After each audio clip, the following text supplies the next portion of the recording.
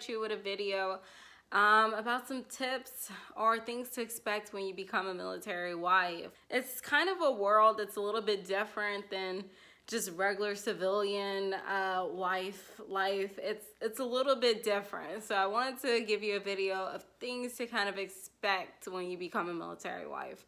I'm currently a military wife. My husband is an officer in the military. We've been together for about 7 years, and we've been married for 4 years. He joined the military straight out of college. When we graduated, he joined. Right now, we're PCS to Fort Leonard Wood, Missouri. Yay. Which is kind of a mixed basket of feelings about the place. It's, you know, you get what you get, you make the best out of what you have. Just some tips and tricks, some tips to expect when you become a military wife, just some things to know. So in the military, of course, there's a lot of moving that you have to do. So it's called PCSing, so it's a permanent change of station. And then there's also a TDY, which is a temporary duty. So it depends on which one your husband's doing. Sometimes there's unaccompanied PCSing, which means that you cannot go with them. And then there's some times where they can bring their family with them on their PCS. Most PCSs inside the United States, they will be able to bring you. If you're there for more than 6 months, if your husband is there PCS for more than 6 months, then he should be able to do an accompanied PCS move, depending on what the military says. Sometimes they will say that it is unaccompanied. You kind of have to be aware of that. You don't get to choose your PCS stations a lot. Most of the time it's an assignment the military gives you. Wherever they need you is where they're going to send you to. They don't really care about where you want to go. I mean, trust me, my husband is trying to get Hawaii, and we're trying to get like Italy and Germany, and so it's like, but you know, you don't always get them. Some people get lucky and they get like the Germanys and Japans and the Hawaiis, and you know, those are the lucky ones. And then you get some people like me and Boo Bear, which we've gotten DC, and now we're here in Missouri. So you know, literally, when I moved to Missouri, I had to kind of Google it because I did not know what to expect. A lot of military bases are like kind of in the middle of nowhere. So expect that too, because it's like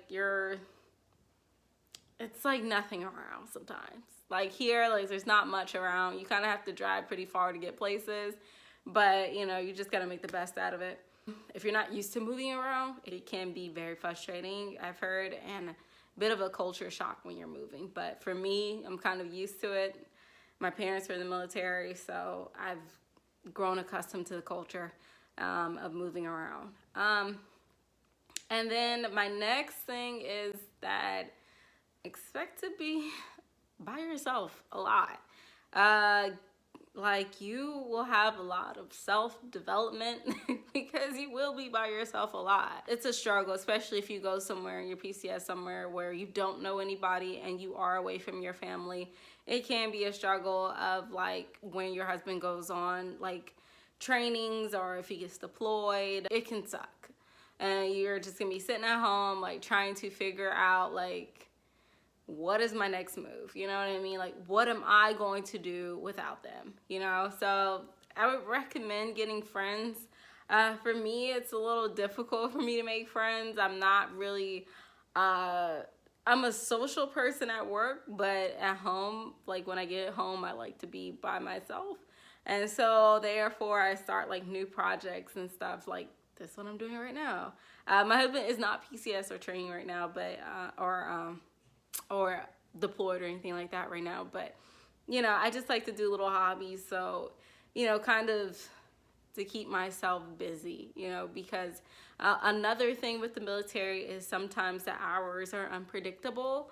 So even if he isn't gone for like months or weeks somewhere else, he could be at work for a very long time, like for very long hours, and you're just sitting at home like, you know, like waiting for him to come home. But don't do it.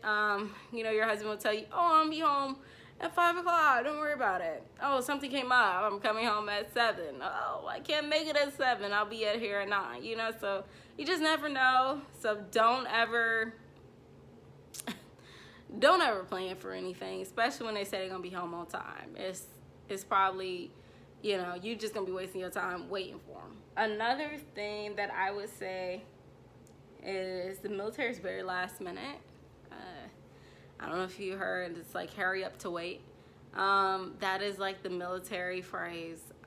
Everything takes a very long time in the military. Everything comes super late. Everything comes when you don't expect it. I mean, I can't even get into the amount. The paperwork is late. You know, this person don't know this. A lot of passing the buck along. So, you know, it takes a long time to get answers. But stay persistent. You might be that crazy military wife. Another thing, people talk. People talk a lot.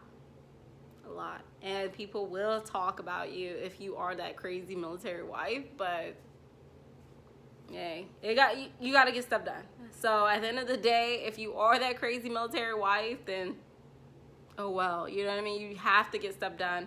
So no matter how you do it, you got to get it done. I don't care about being a crazy military wife because I personally do not care what people think about me. I don't care. You know what I mean? I'm crazy, whatever. At the end of the day, I want answers. So if I can't get those answers, then you're going to see a whole new lease. Moving on to my next thing, military housing. I'm currently living on military base and military housing. And I'm going to say this, it leaves a lot to be desired. This is probably the worst place I have ever lived home-wise. I don't know if you guys look at the news, but there's actually a big thing on military housing and that how bad it actually is. A lot of places check for mold when you move into your house because that's actually a really big thing. Lead paint. These are old houses sometimes, and yeah, and they don't upkeep them. So you could end up in like a super old house. And yeah, I don't know if you can see that blind right there. You take what you get. They do take all of your BAH for the military housing. No matter how much BAH you make, the whole thing goes to housing. I personally think we're paying too much for this house, but it does include all your utilities. So you have your water paid for, your electricity. They do try to split you up by rank to kind of match that BAH that you're making. However, sometimes you can get anywhere. So you can end up living in a neighborhood with an E1 whose BAH could be $700 and then your BAH is like $900 and y'all both say you live in the same house, but one's paying more for it than the other. So that does happen, but it is what it is. It's not that big a deal. Not to me, at least. Another thing is military pay. Just to break this down, you have their base pay, then you have BAH, and then you have BAS. BAH is your basic housing allowance. So based on where you live will determine how much money you get in your basic housing allowance. For me personally, budget purposes, I try never to go over this ever. Wherever I live or wherever I move to, I try to stay within that BAH because I don't want to have to spend extra money on rent. Or, if I buy a house, a mortgage, I don't want to ever have to spend more money than that. You can look these all up online. I suggest you look them up as soon as you get that duty station and see how much money you're having to work with for your living expenses. BAS is used for food. So it's your food allowance expense. It's like $200 usually, $200 to $300. And, you get that just to pay for your food. So you know how much that is. I would say keep your groceries within that amount so that you can never have to go over it. Because depending on what your career is, you might have to change careers a lot. And so that could be a change in pay. And a lot of times it is. Sometimes it's a better change and sometimes it's a worse. So be prepared. Or sometimes it's really hard to find a job. If it's hard for you to find a job, or if you are having difficulties, I would say to go to military spouse like resources on base to help you. They try to help out as much as possible with military spouses.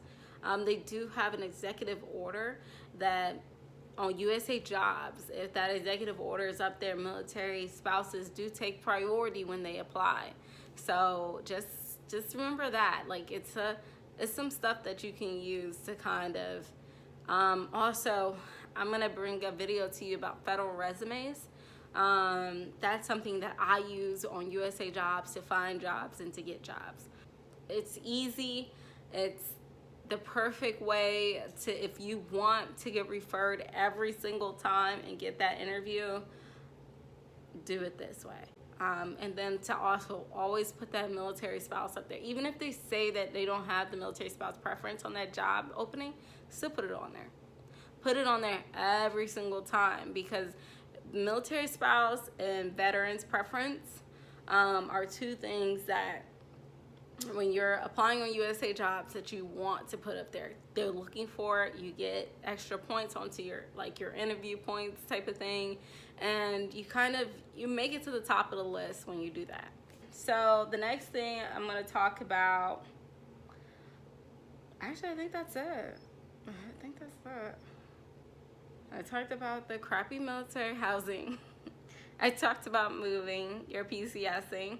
I talked about the military being very last minute, career changes that you're gonna have to make, the pay. You have your base pay, your BAS, and your BAH.